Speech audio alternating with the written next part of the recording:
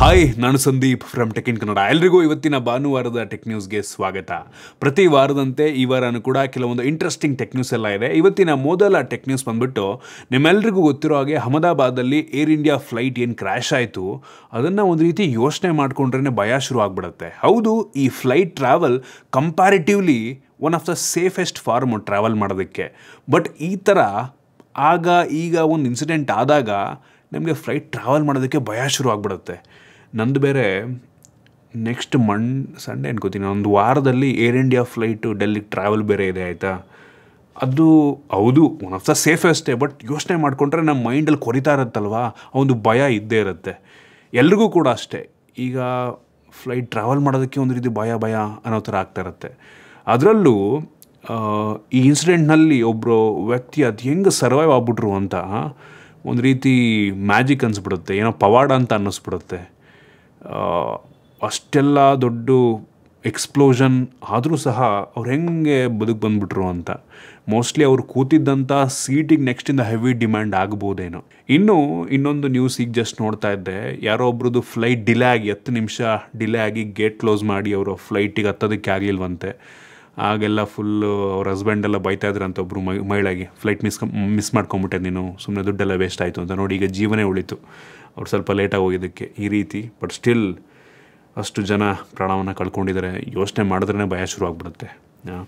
I hope ಈ ರೀತಿ ಘಟನೆ ಮತ್ತೆ ಆಗದೇ ಇರಲಿ. ಇನ್ನು ಮುಂದಿನ ಟೆಕ್ ನ್ಯೂಸ್ ಬಂದ್ಬಿಟ್ಟು, ಚಂದ್ರಯಾನ 4 ಏನು ಮಿಷನ್ನ ಇಸ್ರೋದವರು 2027ನೇ ಇಸ್ವಿಯಲ್ಲಿ ನಡೆಸ್ತಾ ಇದ್ದಾರೆ. ಇದೇನಪ್ಪ ಮಾಡುತ್ತೆ ಅಂತ ಅಂದರೆ, ಚಂದ್ರನ ಮೇಲೆ ಹೋಗಿ ಅಲ್ಲಿರುವಂಥ ಕಲ್ಲು ಮಣ್ಣನ್ನು ಕಲೆಕ್ಟ್ ಮಾಡಿಕೊಂಡು ಭೂಮಿಗೆ ವಾಪಸ್ ತಗೊಂಬರುತ್ತಂತೆ. One of the biggest mission ಅಂತ ಅನ್ಬೋದು. ಇದು ಸಕ್ಸೀಡ್ ಆಯಿತು ಅಂತ ಅಂದರೆ, ಚಂದ್ರನ ಮೇಲೆ ಸಾಫ್ಟ್ ಲ್ಯಾಂಡಿಂಗನ್ನು ಮಾಡಿ ಅಲ್ಲಿ ಸ್ಯಾಂಪಲ್ನ ಕಲೆಕ್ಟ್ ಮಾಡಿಕೊಂಡು ಅಲ್ಲಿಂದ ಲಾಂಚ್ ಆಗಿ ಭೂಮಿಗೆ ಸ್ಯಾಂಪಲ್ನ ತಗೊಂಬರೋದಿದೆ ಅಲ್ವಾ, ಇದು ಸಣ್ಣ ಮಾತಲ್ಲ, ತುಂಬ ದೊಡ್ಡ ಮಿಷನ್ನು. ಈ ರೀತಿ ಚಂದ್ರನಿಂದ ಭೂಮಿಗೆ ಸ್ಯಾಂಪಲ್ ತಂದಿರೋದು ಇದುವರೆಗೂ ಬರೀ 2 ದೇಶಗಳು, ಒಂದು ಅಮೇರಿಕಾ, ಇನ್ನೊಂದು ಚೈನಾ. ನೆಕ್ಸ್ಟ್ ಏನಾದರೂ ಇದು ಸಕ್ಸಸ್ ಆಯಿತು ಅಂದರೆ ನಮ್ಮ ಭಾರತ ಕೂಡ 3ನೇ ಸ್ಪಾಟನ್ನು ಸೇರಿಕೊಳ್ಳುತ್ತೆ.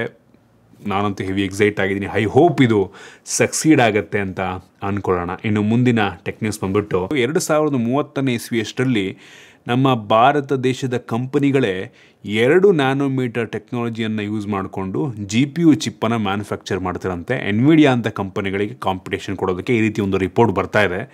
ನಂಗೆ ಗೊತ್ತಿಲ್ಲ ಇದು ಎಷ್ಟು ನಿಜ ಅಂತ. ತುಂಬ ಕಷ್ಟ ಇದೆ ನಮ್ಮ ದೇಶಕ್ಕೆ. ಏನಕ್ಕೆ ಅಂದರೆ ಇಲ್ಲಿವರೆಗೆ ನಮ್ಮ ದೇಶದಲ್ಲಿ ಯಾವುದೇ ಚಿಪ್ ಮ್ಯಾನುಫ್ಯಾಕ್ಚರಿಂಗ್ ಪ್ಲ್ಯಾಂಟ್ ಇಲ್ಲ, ಆಯಿತಾ. ಒಂದೇ ಸಲ ಬರೀ 5 ವರ್ಷದಲ್ಲಿ 2 ನ್ಯಾನೋಮೀಟರ್ GPU ಚಿಪ್ಪನ್ನು ಮ್ಯಾನುಫ್ಯಾಕ್ಚರ್ ಮಾಡೋದಕ್ಕೆ ನಮ್ಮ ದೇಶದ ಕಂಪನಿಗಳಿಗೆ ಆಗತ್ತೆ ಅಂತ ಅಂದರೆ ಕಷ್ಟನೇ, ಆಯಿತಾ. ಮೋಸ್ಟ್ಲಿ ಡಿಸೈನ್ ಮಾಡ್ಬೋದೇನೋ, ಡಿಸೈನ್ ಮಾಡಿ ಚೈನಾದಲ್ಲಿ ಅವರು ಅಥವಾ ಬೇರೆ ದೇಶಗಳಲ್ಲಿ ಅದನ್ನು ಮ್ಯಾನುಫ್ಯಾಕ್ಚರ್ ಮಾಡಿಸ್ಬೋದೇನೋ, ಆಯಿತಾ. ಬಟ್ ನಮ್ಮ ದೇಶದಲ್ಲೇ ಮ್ಯಾನುಫ್ಯಾಕ್ಚರ್ ಆಗುತ್ತೆ ಅಂತ ಅಂದರೆ ತುಂಬ ಕಷ್ಟ.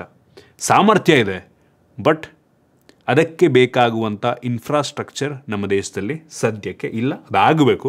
ಅದಾಯಿತು ಅಂದರೆ ಹೌದು 100% ಆಗುತ್ತೆ. ಇನ್ನು ಮುಂದಿನ ಟೆಕ್ ನ್ಯೂಸ್ ಬಂದ್ಬಿಟ್ಟು, ನೀವೇನಾದರೂ ಐಫೋನ್ನ ಯೂಸ್ ಮಾಡ್ತೀರಾ ಅಂತ ಅಂದರೆ, ನೀವು ಆಪಲ್ TV ಏನು ಅಪ್ಲಿಕೇಶನ್ ಇದೆ ಅದಕ್ಕೆ ಹೋದರೆ F1 ಅಂತ ಒಂದು ಮೂವಿದು ಟ್ರೈಲರ್ ಲಾಂಚ್ ಆಗಿದೆ. ಅದನ್ನೊಂದು ಸಲ ನೋಡಿ, ಆಯಿತಾ. ಏನಕ್ಕೆ ಅಂದರೆ, ಈ ಟ್ರೇಲರ್ನ ಆಪಲ್ನವರು ಯಾವ ರೀತಿ ಬಿಲ್ಡ್ ಮಾಡಿದ್ದಾರೆ ಅಂತ ಅಂದರೆ, ಆ ಐಫೋನ್ಲಿರುವಂಥ ಆ್ಯಪ್ಟಿಕ್ಸ್ ಅಂದರೆ ವೈಬ್ರೇಷನ್ ಮೋಟ್ರ್ ಯೂಸ್ ಮಾಡಿಕೊಂಡು ಆ ಟ್ರೇಲರಿಗೆ ಸಿಂಕ್ ಮಾಡಿದ್ದಾರೆ, ಆಯಿತಾ. ಸೊ ಅದರಲ್ಲಿ ಅವರು ಕಾರ್ ಓಡಿಸ್ಬೇಕಾದ್ರೆ ವೈಬ್ರೇಷನ್ ಆಗುತ್ತೆ, ನಮಗೊಂದು ರೀತಿ ಫೀಲ್ ಆಗುತ್ತೆ, ಆಯಿತಾ. ಟ್ರೇಲರ್ನ ಫೀಲ್ ಮಾಡ್ಕೊಂಡು ನೋಡ್ಬೋದು. ಇದು ಬರೀ ಐಫೋನಲ್ಲಿ ಕೆಲಸವನ್ನು ಮಾಡ್ತಾ ಇದೆ, ಆಯಿತಾ. ಸೊ ಆ್ಯಂಡ್ರಾಯ್ಡಲ್ಲೂ ಕೂಡ ಚೆಕ್ ಮಾಡಿದೆ, ಅದರಲ್ಲಿ ವರ್ಕ್ ಆಗ್ತಿಲ್ಲ. ಐಫೋನ್ ಅಂದರೆ ಆಪಲ್ ಅವ್ರದ್ದೇ ಐಫೋನ್ ಆಗಿರೋದ್ರಿಂದ ಅವ್ರದ್ದು ಹಾರ್ಡ್ವೇರ್ಗೆ ಅದನ್ನು ಒಂದು ರೀತಿ ಸಿಂಕ್ ಮಾಡಿದ್ದಾರೆ. So heavy unique experience. ನೋಡಿಲ್ಲ ಅಂದರೆ ಹೋಗಿ ನೋಡಿ, ಹೆವಿ ಇಂಟ್ರೆಸ್ಟಿಂಗ್ ಆಗಿದೆ. ಇನ್ನು ಮುಂದಿನ ಟೆಕ್ ನ್ಯೂಸ್ ಬಂದ್ಬಿಟ್ಟು, ರಿಪೋರ್ಟ್ನ ಪ್ರಕಾರ GTA 6 ಗೇಮ್ ಏನು ಡೆವಲಪ್ ಆಗಿದೆ ಇದರ ಮೆಜಾರಿಟಿ ಆಫ್ ದ ವರ್ಕು ನಮ್ಮ ದೇಶದಲ್ಲಿ ಆಗಿರೋದಂತೆ. ಒಂದು ಪೋಸ್ಟ್ ನಾನು ನಿಮಗೆ ತೋರಿಸ್ತಾ ಇದ್ದೀನಿ. ಸೊ ರಾಕ್ಸ್ಟಾರ್ ಇಂಡಿಯಾ ಇದರಲ್ಲಿ ಸುಮಾರು 1615 ಜನ ಭಾರತೀಯರು ಈ ಗೇಮ್ ಮೇಲೆ ಕೆಲಸವನ್ನು ಮಾಡಿದ್ದಾರೆ. ಬೇರೆ ಬೇರೆ ದೇಶಗಳಲ್ಲೂ ಸಹ ಯಾರ್ಯಾರು ಎಷ್ಟೆಷ್ಟು ಜನ ಕೆಲಸ ಮಾಡಿದ್ದಾರೆ ಅಂತ ಕೂಡ ಹಾಕಿದ್ದಾರೆ. ಇದರಲ್ಲಿ ನಮ್ಮ ಭಾರತದ ಡೆವಲಪರ್ಗಳ ಸಂಖ್ಯೆನೇ ಸ್ವಲ್ಪ ಜಾಸ್ತಿ ಇದೆ. ಮೋಸ್ಟ್ಲಿ ಹೌದು, ಇಲ್ಲಿ ಸ್ಯಾಲ್ರಿ ಕಡಿಮೆ, ಅವ್ರಿಗೆ ಸ್ವಲ್ಪ ದುಡ್ಡು ಉಳಿಯುತ್ತೆ ಅನ್ನೋದು ಕೂಡ ಒಂದು ಕಾರಣ ಆಗಿರಬಹುದು. ಸ್ಟಿಲ್ ಒಳ್ಳೆ ವಿಷಯ, ತುಂಬ ಜನಕ್ಕೆ ಇದರಿಂದ ಕೆಲಸ ಸಿಕ್ಕಿದೆ ನಮ್ಮ ದೇಶದಲ್ಲಿ. ಇನ್ನು ಮುಂದಿನ ಟೆಕ್ ನ್ಯೂಸ್ ಬಂದ್ಬಿಟ್ಟು ಫೈನಲಿ ಎಲಾನ್ ಮಸ್ಕ್ ಅವ್ರದ್ದು ಸ್ಟಾರ್ ಲಿಂಕಿಗೆ ನಮ್ಮ ದೇಶದಲ್ಲಿ ಸ್ಯಾಟಲೈಟ್ ಇಂಟರ್ನೆಟ್ಟನ್ನು ಕೊಡೋದಕ್ಕೆ ಲೈಸೆನ್ಸನ್ನು ಕೊಟ್ಟಿದ್ದಾರೆ ನಮ್ಮ ಸರ್ಕಾರದವರು. So Elon Musk mostly full ಖುಷಿಯಾಗಿರ್ತಾರೆ. ಇನ್ನು ಕೆಲವು ದಿನಗಳಲ್ಲಿ ಈ ಸ್ಟಾರ್ಲಿಂಕ್ ನಮ್ಮ ದೇಶಕ್ಕೆ ಬರುತ್ತೆ. ತುಂಬ ರೂಮರ್ಸ್ಗಳು ಓಡಾಡ್ತಾ ಇದೆ ಈ ಪ್ಲ್ಯಾನ್ ಎಷ್ಟಿರುತ್ತೆ ಅಂತ. ಕೆಲವು ಜನ 800 ರೂಪಾಯಿ ಅಂತಾರೆ, ಇನ್ನು ಕೆಲವು ಜನ 3000 ರೂಪಾಯಿ ಮಂತ್ಲಿ ಪ್ಲ್ಯಾನ್ ಇರುತ್ತೆ. ಸೊ ಅದಕ್ಕಿಂತ ಕಡಿಮೆ ಆಗಲ್ಲ, 33,000 ರೂಪಾಯಿ ಇನ್ಸ್ಟಾಲೇಷನ್ ಚಾರ್ಜ್ ಇರುತ್ತೆ ಅಂತ ಹೇಳಲಾಗ್ತಾ ಇದೆ. ನೋಡೋಣ ಆ್ಯಕ್ಚುಲಿ ಎಷ್ಟಕ್ಕೆ ಲಾಂಚ್ ಆಗುತ್ತೆ ಅಂತ. ಇನ್ನು ಮುಂದಿನ ಟೆಕ್ ನ್ಯೂಸ್ ಬಂದ್ಬಿಟ್ಟು ಮೈಕ್ರೋಸಾಫ್ಟ್ನವರು ಏಸೂಸ್ ಅವ್ರ ಜೊತೆ ಕೊಲ್ಯಾಬರೇಟ್ ಆಗಿ ಎಕ್ಸ್ಬಾಕ್ಸಿಂದು ಒಂದು ಹ್ಯಾಂಡಲ್ಡ್ ಡಿವೈಸನ್ನು ಲಾಂಚ್ ಮಾಡ್ತಾ ಇದ್ದಾರೆ. ಇದು ರೋಗ್ ಬ್ರ್ಯಾಂಡಿಂಗ್ನ ಜೊತೆಗೆ ಬರುತ್ತೆ ಆಯಿತಾ. ಸೊ ತುಂಬ ಅಫೋರ್ಡಬಲ್ ಆಗಿ ಮೋಸ್ಟ್ಲಿ ಇದು ಲಾಂಚ್ ಆಗಬಹುದು. ಇದಾಯಿತು ಅಂದರೆ ನಮ್ಮ ದೇಶದಲ್ಲೂ ಕೂಡ ಈ ಡಿವೈಸ್ ತುಂಬ ಪಾಪ್ಯುಲರ್ ಆಗಬಹುದು ಆಯಿತಾ. ಕಂಪ್ಯೂಟರ್ ಗೇಮನ್ನು ಒಂದು ಸಣ್ಣ ಮೊಬೈಲ್ ರೀತಿ ಡಿವೈಸ್ನಲ್ಲಿ ನಾವು ಆಡ್ಕೋಬೋದು. ನಾನಂತೂ ಹೆವಿ ಎಕ್ಸೈಟ್ ಆಗಿದ್ದೀನಿ, ನೋಡೋಣ ಎಷ್ಟಕ್ಕೆ ಲಾಂಚ್ ಆಗುತ್ತೆ ಅಂತ. ಇನ್ನು ಮುಂದಿನ ಟೆಕ್ ನ್ಯೂಸ್ ಬಂದ್ಬಿಟ್ಟು ಶಾಮಿ MI ಬ್ರ್ಯಾಂಡ್ ಅವರಿಗೆ ಸ್ವಲ್ಪನಾದರೂ ಮಾನ ಮರ್ಯಾದೆ ಏನಾದರೂ ಇದೆಯಾ ಇಲ್ವೋ ದೇವರಾಣೆ ಗೊತ್ತಿಲ್ಲ. ಆಪಲ್ನವರು iOS 26 ಲಾಂಚ್ ಮಾಡಿದ್ಮೇಲೆ ಇದೀಗ ಶಾಮಿ MI ಬ್ರ್ಯಾಂಡ್ ಅವರು ಅವ್ರದ್ದು ಹೈಪರ್ OSಗೆ ಹೈಪರ್ OS 26 ಅಂತ ಹೆಸರನ್ನು ಇಡ್ತಾ ಇದ್ದಾರೆ. ಏನು ಹೇಳ್ತೀರಾ, ಮಾನ ಮರ್ಯಾದೆ ಇಟ್ಕೊಂಡಿದ್ದಾರೆ ಇಷ್ಟು ಓಪನ್ ಆಗಿ. ಅವ್ರ OS ಕೂಡ ಒಂದು ರೀತಿ ಆಪಲ್ ಥರನೇ ಇರುತ್ತೆ, ಅದನ್ನು ಕಾಪಿ ಮಾಡ್ತಾರೆ. ಡೈನಮಿಕ್ ಐಲ್ಯಾಂಡ್ನ ಕಾಪಿ ಮಾಡ್ತಾರೆ, ಅದನ್ನು ಬಿಟ್ಟಾಗಿ ಹೆಸರನ್ನು ಕಾಪಿ ಮಾಡ್ತವ್ರೆ. ಯಪ್ಪ ದೇವ್ರೇ, ಹೆಂಗೆ ಗುರು ಇವರು. ಇನ್ನು ಮುಂದಿನ ಟೆಕ್ ನ್ಯೂಸ್ ಬಂದ್ಬಿಟ್ಟು ಫಾಕ್ಸ್ಕಾನ್ ಅವರು ಏನು ನಮ್ಮ ದೇಶದಲ್ಲಿ ಐಫೋನ್ಗಳನ್ನು ಮ್ಯಾನುಫ್ಯಾಕ್ಚರ್ ಮಾಡ್ತಾರೆ, ಅದನ್ನು ಕಳೆದ ವರ್ಷ ಸುಮಾರು 50.3% ಮ್ಯಾನುಫ್ಯಾಕ್ಚರ್ ಆಗಿರುವಂಥ ಐಫೋನ್ಗಳನ್ನ ಅಮೆರಿಕಾಗೆ ಎಕ್ಸ್ಪೋರ್ಟ್ ಮಾಡಿದ್ರಂತೆ. ಅದೇ ಈ ವರ್ಷ ಇಲ್ಲಿಯವರೆಗೆ ಸುಮಾರು 97% ಮ್ಯಾನುಫ್ಯಾಕ್ಚರ್ ಆಗಿರುವಂಥ ಐಫೋನ್ಗಳನ್ನು ಅಮೆರಿಕಾಗೆ ಶಿಪ್ ಮಾಡಿರೋದು ಆಯಿತಾ. ಸೊ ಮೆಜಾರಿಟಿ ಐಫೋನ್ಗಳು ನಮ್ಮ ದೇಶದಿಂದ ಅಮೆರಿಕಾಗೆ ಶಿಪ್ ಆಗ್ತದೆ. ಒಂದು ಒಳ್ಳೆಯ ವಿಷಯ ಗುರು, ನಾಟ್ ಬ್ಯಾಡ್. 2024ರಲ್ಲಿ ಸುಮಾರು $3.7 ಬಿಲಿಯನ್ ಐಫೋನ್ಗಳು ಎಕ್ಸ್ಪೋರ್ಟ್ ಆಗಿದ್ದಂತೆ. Heavy interesting. ಇಲ್ಲಿವರೆಗೆ ಸುಮಾರು ಜನವರಿಯಿಂದ ಮೇವರೆಗೆ ಸುಮಾರು $4.4 ಬಿಲಿಯನ್ ಐಫೋನ್ಗಳನ್ನು ಬರೀ ಈ ವರ್ಷ ಅವರು ಎಕ್ಸ್ಪೋರ್ಟ್ ಮಾಡಿರೋದು ಅಮೆರಿಕಾಗೆ. ಇಂಟ್ರೆಸ್ಟಿಂಗ್. ಇನ್ನು ಮುಂದಿನ ಟೆಕ್ ನ್ಯೂಸ್ ಬಂದ್ಬಿಟ್ಟು ಗೂಗಲ್ನವರು ಅವ್ರದ್ದು Google 6a ಫೋನಿಂದು ಬ್ಯಾಟ್ರಿ ಕೆಪಾಸಿಟಿಯನ್ನು ಇಂಟೆನ್ಷನಲ್ಲಿ ಕಡಿಮೆ ಮಾಡ್ತಾರಂತೆ. ಆ ಫೋನೇನೋ ಸ್ವಲ್ಪ ಹೀಟಿಂಗ್ ಇಶ್ಯೂವನ್ನು ಫೇಸ್ ಮಾಡ್ತಾ ಇದೆಯಂತೆ, ಈ ಕಾರಣಕ್ಕೆ ಬ್ಯಾಟ್ರಿ ಕೆಪಾಸಿಟಿಯನ್ನು ಕಡಿಮೆ ಮಾಡ್ತಾರಂತೆ. ಸೊ ಓಪನ್ ಆಗಿ ಹೇಳ್ಕೊಂಡು ಮಾಡ್ತಾ ಇದ್ದಾರೆ, ಒಳ್ಳೆ ವಿಷಯ. ಆಪಲ್ ರೀತಿ ಅವರು ಕದ್ದು ಮುಚ್ಚಿ ಏನು ಮಾಡಲಿಲ್ಲ.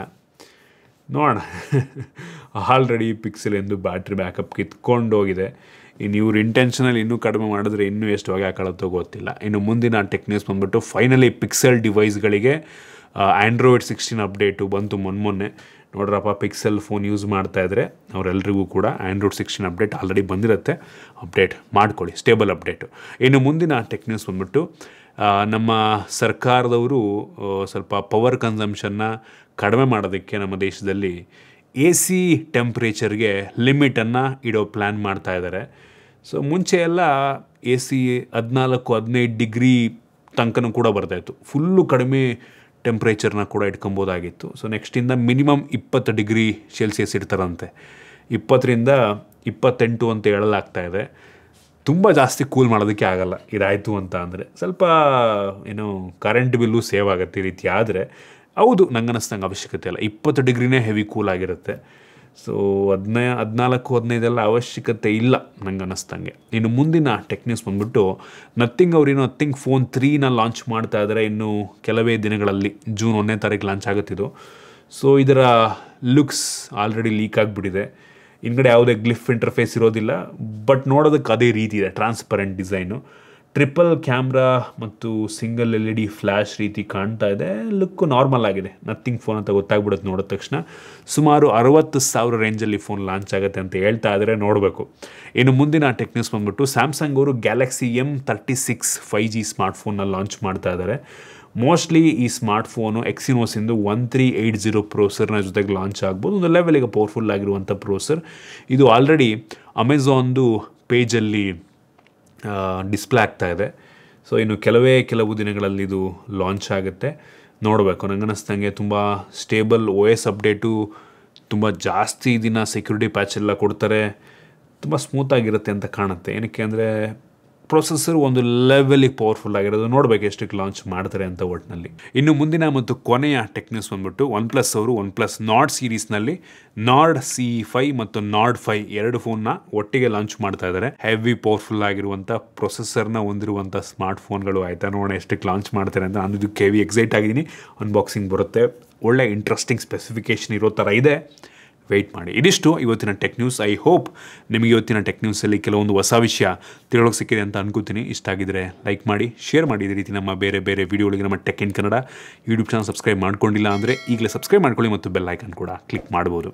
ಸಿಗೋಣ ಮತ್ತೆ ಮುಂದಿನ ವಿಡಿಯೋದಲ್ಲಿ.